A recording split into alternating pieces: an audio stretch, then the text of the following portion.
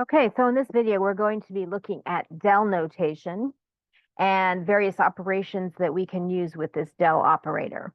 So in multivariable calculus, we have two special characters. One is essentially treated as the capital version of the other one. The small lowercase del we use for partial derivatives, and then the capital del is like an upside down triangle, like upside down delta in Greek. We also refer to that as del, but the small del is used to indicate partial derivatives as opposed to ordinary derivatives. And the capital del is a gradient operator, and so we use it in slightly more complicated ways, but it is also often, it is basically closely associated with partial derivatives also, but as a vector. So you will also sometimes see this del operator with a vector notation over it. Whether the notation is there or not, it is in fact a gradient operator. So essentially what it is this vector that has the partial derivative operators as its components. So the two variable case would just have del x, del x, and del y.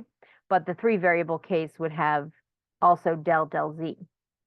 And these are just the partial derivative operators for each variable. So if we were to apply the gradient operator to a function, we're just essentially taking the partial derivative of the function with respect to each variable in each component.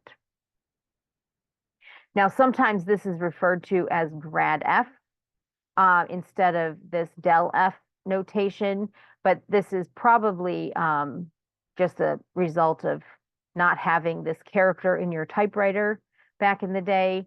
And with computers, lots of people have gone away from writing this out as grad f, but it's basically the same thing. So let's look at an example. So here I have my f of x, y, z function, and I want to find the gradient for this function. So I'm going to take the partial derivatives and for each variable and plug them into the components of my vector. So the derivative of this function with respect to x is 6x. This has no x's in it, so it goes away. If I take the derivative for y, this has no y's, and I end up with 4yz. And then if I take the derivative for z, that one goes away, and I end up with 2y squared. And that's my vector. This, when you take the gradient of a function like this, what you create is a potential function. Or what you started with was essentially a potential function, and what you create is a conservative vector field.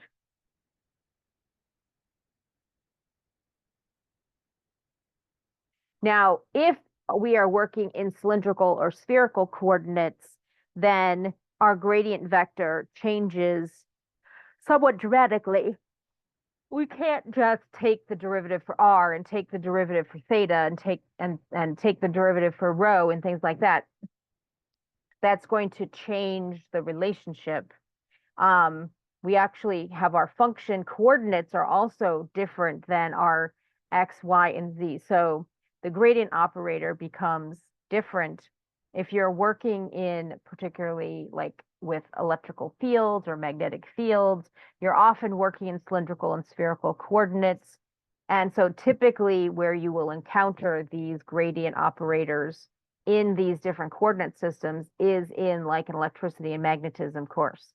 In fact, I didn't learn these in multivariable calculus myself. I ran into them in electricity and magnetism. So in cylindrical coordinates, our gradient operator looks like this. So we would have del r in the first component, but the second component is del theta times 1 over r. And then the z component actually doesn't change in cylindrical coordinates. But then when we get to spherical coordinates, we have del rho, great. But then in the second component, it's 1 over rho times del phi. And then in the third component, it's 1 over rho sine phi del theta. Now, if you're going to try to do these calculations, you would have to convert your formulas over to cylindrical and spherical for our example, and then apply the formulas. Now, since this is not often done in multivariable calculus courses, I'm just going to go through these examples super quickly because you won't normally encounter them. But if you're taking an electricity and magnetism course, you may run into them. So here I'm going to take the derivative of my function after I've converted it into cylindrical coordinates. I'm going to take the derivative of r, and then I'm going to take the derivative of theta, but then I'm going to multiply by 1 over r. And then here I'm going to take the derivative with respect to z. And again, the z is still in the equation, and so this is 2y squared, similar to our previous example, just in cylindrical coordinates. Now, in spherical, the formula is much uglier, and our derivatives are also going to be considerably nastier. In some cases, we're going to have to use product rules and things like that in order to get the derivatives of some of our components. And when you write out the procedure, you end up with components in cylindrical coordinates or spherical coordinates that are so long that I can't actually write them in sort of the traditional horizontal form. I have to write them vertically. This is my rho component. This is my phi component. This is my theta component.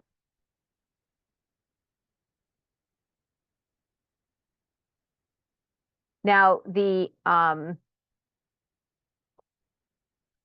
del operator is also used in calculating other kinds of operations on our vector fields as well. So we can calculate the curl of a vector field using our del operator. We're going to see later on that we're also going to be able to calculate the divergence of a vector field using our gradient operator, and also the Laplacian of a function. So let's continue. The del operator is used in finding the curl of a vector, and here it's done by crossing it with a vector field. So del cross f, and again, sometimes you'll see curl f, but this is what they mean. If you recall doing cross products with u cross v, you would put your ijk component in your first row, and then you would put your abc component for your first vector in the second row, and then your xyz component for your second vector in the third row, and then you would do your I component from here, bz minus cy, minus the j component, az minus cx, and then plus your k component, ay minus bx. Now we're going to do exactly the same thing, except that our second row are now operators, and our bottom row are functions. And so if we take our I component, we're going to take the partial derivative for y of p, and then we're going to take the partial derivative of n with respect to z and put that difference in the I component, minus our j component will be the partial derivative of p with respect to x and the partial derivative of m with respect to z. And then in the k component will be the partial derivative of n with respect to x minus the partial derivative of m with respect to y. And this final component is what we were checking to be 0 in a conservative vector field if a potential function existed for a 2-variable component, because if there's no z in the equation, these are all by definition 0. But if you're in 2 dimensions, it's just the k component that survives for this. But the result that we get here is another vector. Now, again, if we're looking in cylindrical or spherical coordinates, then our formulas change dramatically. Again, we still have some of these pieces that are in the formula that are similar, but they have other multipliers in front of them, or we're taking components times a vector and then we're doing them. So you actually can't just use your cross product formula in order to get these, you do actually need to like look up the formulas for them. Now we're going to do an example in the XY coordinates, but I'm going to leave this illustration for now for your electricity and magnetism course. Now, if we find the curl of our rectangular coordinates, we have in the I component, this partial derivative for y is 0. This partial derivative for z gives me y. In this component, the curl is going to be the derivative here for x is going to be z.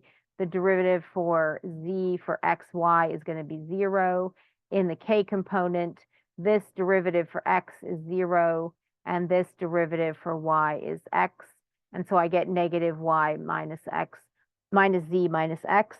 This is not 0. That means that vector field that we did the curl of is not conservative. And again, we'll return to this maybe in some other video. Now, the divergence is another place where we use our del notation, and we use it to calculate the divergence of a vector field. We'll use it particularly for things like calculating the flux and things like that. Now, the divergence is calculated by our gradient del operator dotted with our vector field. And so when you dot a vector with a vector, what you get is a scalar. So in this case, we're going to get a function because it's going to depend on variables. But nonetheless, that dotting product is going to not give us a vector. So again, we would just apply our partial derivative for x to our m component, partial derivative for y to our n component, partial derivative for z to our p component. Now, as we've seen, when you do this operation for cylindrical or spherical coordinates, the formulas change significantly. And so again, these are not as bad as the curl formulas, but they're nonetheless not something that we can sort of just memorize very easily. You would have to look these up anytime you're going to apply them. So let's find the divergence of this rectangular coordinate vector field. And essentially, I'm going to take the derivative of this first component for x. Well, that's going to give me a 0 because there's no x's here. I'm going to take the derivative for the second component for y. That's going to give me x times minus sine xy. And then I'm going to take the derivative of this final component with respect to z. There's no z's, so that's 0. And so my divergence is minus x sine xy. And then the final one that we want to deal with is Laplacian. And this is sometimes written as del squared f, because essentially you're going to calculate the gradient of f, and then you're going to dot it with the gradient operator again. And essentially what it is the sum of the unmixed second partials. So the second derivative of f with respect to x twice, the second derivative of f with respect to y twice, and then adding to that the second derivative of f with respect to z twice. So let's look at an example for that. Again, as noted previously, when you are doing this with cylindrical or spherical coordinates, the formulas get messier. And so if you're working in those systems, again, you would have to look these up. They do still have second derivatives in them, but some of these will require product rules and things like that, derivatives of operators and other multipliers that you have to deal with later on. So again, I'm not going to go through those examples in detail here. We'll save that for another time, but we will do the example with the rectangular coordinate system. So first, recall that we have to first find the gradient. So the gradient of this we found earlier, it was 6x and then 4yz and then 2y squared. And then we apply the del operator again to that vector field. And so that's going to take the derivative of x again for 6x, which is going to give me 6. And the derivative for y again for 4yz, which is going to give me 4z. and then the derivative for z of the z component 2y squared, which is 0. And in this case, the Laplacian turns out to just be 6 plus 4z.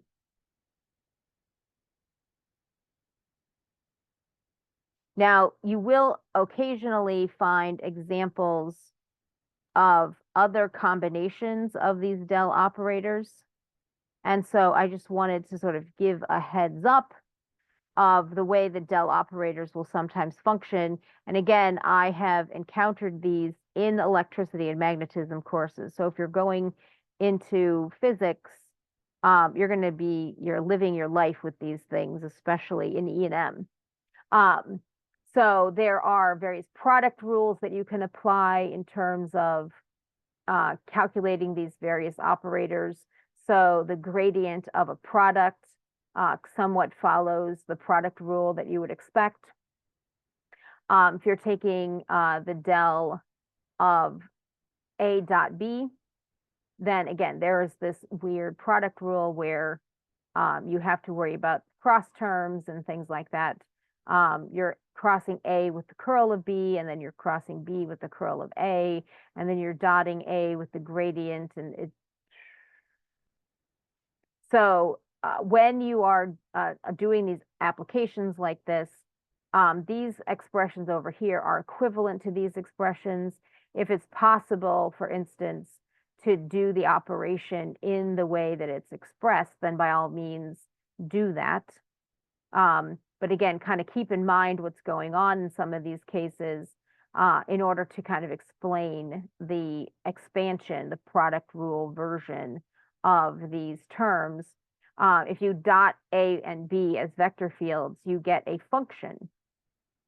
And so you're taking the gradient of the resulting function here. Here, you're multiplying f by a vector field. So you're distributing the function through, but then you're dotting it with the gradient operator.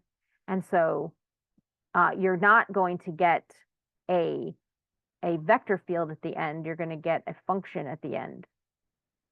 So again, these things can be extremely complicated. Some of these are just properties that are worth being aware of. So if you take the triple scalar product of a vector field, essentially you take the gradient, you calculate the curl, and then you dot it with the gradient again, you should get 0.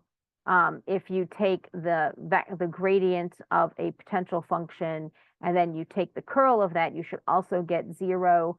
That is basically the definition of a conservative vector field. Or you can use it as proof that the potential function exists.